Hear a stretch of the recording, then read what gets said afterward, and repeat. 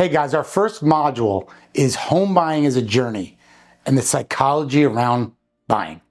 We have to take some of the things from our past or advice from our parents or grandparents and sort of unseat that, unravel it, and learn. And I know borrowing money, especially for a mortgage, is a very insecure feeling.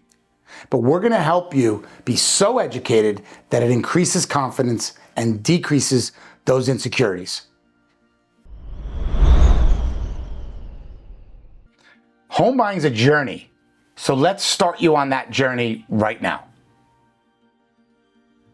First, we're going to begin by discussing borrower psychology. Many people, most people, myself included, when they go get a mortgage loan, they feel very insecure. A lot of times, it's because of your past experiences, your upbringing with your parents, and sort of the money makeup that you've been around your whole life. So our job is to make you feel secure. Our job is to instill the education so you're not just blind and trusting us as lenders or trusting the realtor. You're gonna have your own education along with how we help you. So, while making you secure, we wanna analyze the real estate the right way. A lot of people think about flipping and appreciation. Now, I'm gonna explain something really quickly. This is a little bit advanced material, but there's owner-occupied properties, which is where you need to live, right? And then there's, in the future, potential investment properties or second homes. So those are completely two different psychologies. What we're talking about is helping you get in your first home to live in, okay? Now, pre-approvals. A pre-approval is the key to everything. And some lenders out there kind of just throw loosey-goosey pre-approvals out there. What we do is we help you understand exactly what you can afford so that we give you the mortgage payments, we help you calculate the debt to income ratio, which I'm going to explain to you in one of the modules, and we get you ready to the point where I can afford X as long as the taxes are in this range, here's going to be my payment, and we're going to make sure that you're fully aware of exactly what your payments are going to be going into this home. And at the end of the day, when you buy your first property, think about this for a minute, guys.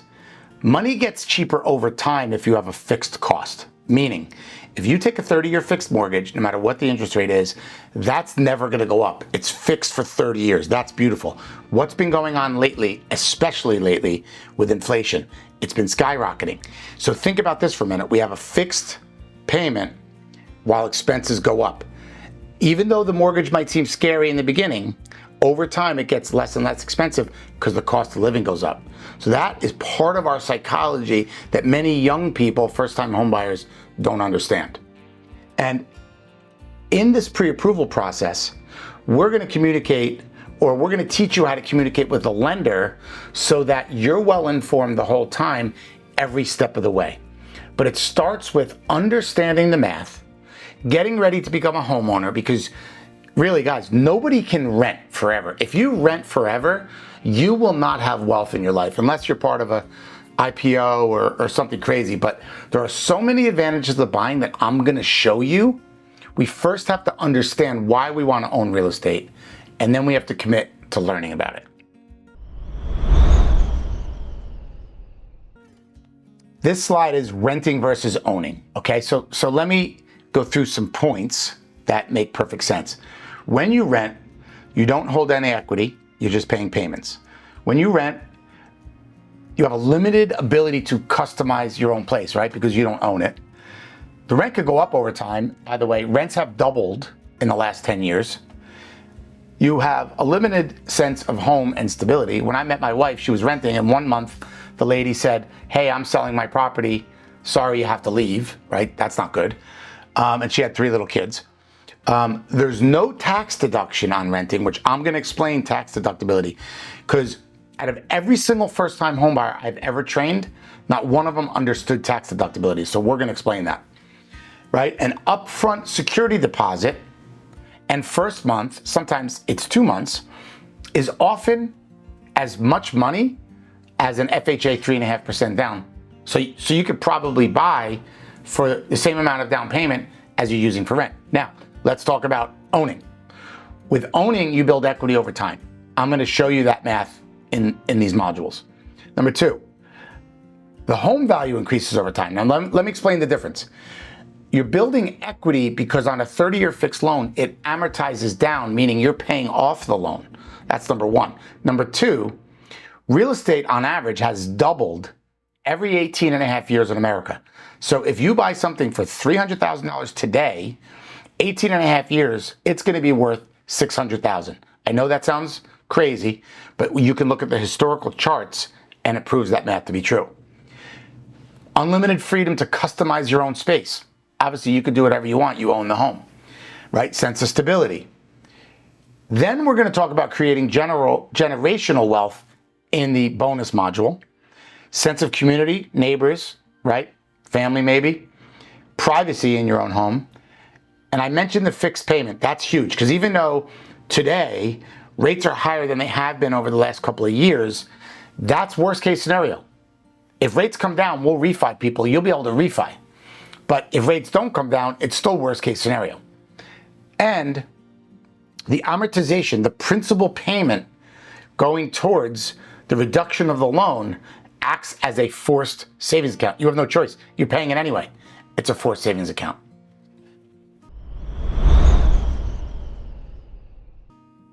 If you're a renter, or you live with mom and dad, or maybe a college graduate, how many of you think this, or how many of you have been told this, that interest rates high and values are high, it's not a good time to buy? Part of this course is to show you guys the historical values of real estate and the fact that it's always a good time to buy real estate because the math makes sense, and we're going to show you that math. Now, here are the benefits of home ownership. And this is what I talk to my realtor community about. If I could show you a way to put $20,000 a year in your pocket in year one, and that number grows every single year after that, would you consider buying? Well, that's what we're talking about. So in this slide, first of all, we've gone to the fact that you own it and it gives you stability. That has nothing to do with math. Here's where the math begins. There's three components of why this is going to put $20,000 in your pocket in year one. Number one, tax deductibility. That puts $3,000 to $6,000 a year in your pocket. I'm going to explain that further in the future. Then what we call amortization, which is the natural paying down of the loan. You can pull up an amortization chart on, say, a $300,000 loan, for example, and you will see exactly what comes off the principal every year. Now, the way amortization works is it's mostly interest in the beginning and a little bit of a principal, but on a $300,000 or $400,000 loan, it's $4,000 to $6,000 a year that the loan gets paid down, okay? And then it gets bigger every year after that. And then the third component is appreciation. Even at 3%, and nationally right now, real estate's growing much, much faster than that. But even at 3%, if we buy a $400,000 property, that property goes up $12,000 a year. So look at the math. Tax deductibility, it will put $3,000 to $6,000 a year in your pocket. Let me explain that really quick to you. Oftentimes people are very confused by this, so listen back once or twice. When you have a mortgage, you get to write off the interest and the taxes against your income. So say that number is $18,000 or $20,000 a year. Then, if you're in a 30% tax bracket, say you're a W-2 employee that makes $100,000, you might be in a 30% tax bracket. So there's a few factors with that, but with all things being equal, you're paying about $25,000 or $30,000 to the IRS and or the state that you live in.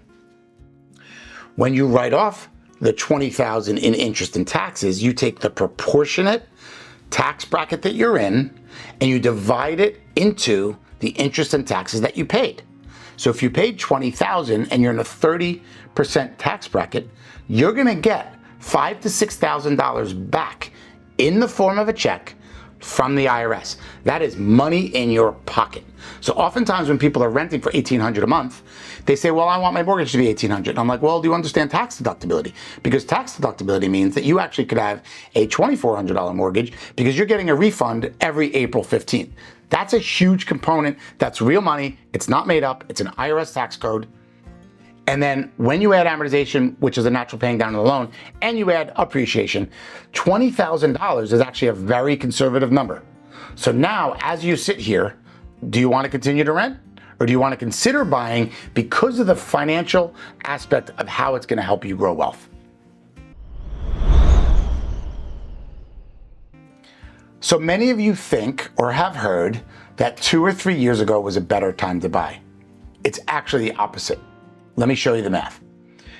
If you bought in April of 2022, the property might have been listed at $350,000. You might have had to pay $50,000 over ask. Now, rates were better then. They were about 4.5%. Fast forward to now, almost the end of 2023. You might have to pay ask price. So a $350,000 property, you could pay $350,000. Whereas a year and a half or 2 years ago, you might have had to pay $400,000.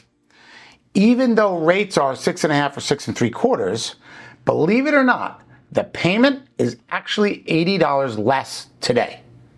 So isn't that funny? Because all of America 2 years ago thought it was a better time to buy because rates were lower. But right now, even though rates are higher, you're owing $50,000 less on the property. Now here's the trick. The bonus is that when rates come back down, because they will, then we refinance you, and we actually have a free refinance program where it doesn't cost you any money. We refinance you, and then it saves you $300 a month. So you'll owe $50,000 less. Your payment's a little better today, and when you refi, it's even better. So now is actually a better time to buy against what the government says, against what the analysts say, against what your neighbors say at a barbecue. They think it was a better time to buy 2 years ago. The math proves otherwise.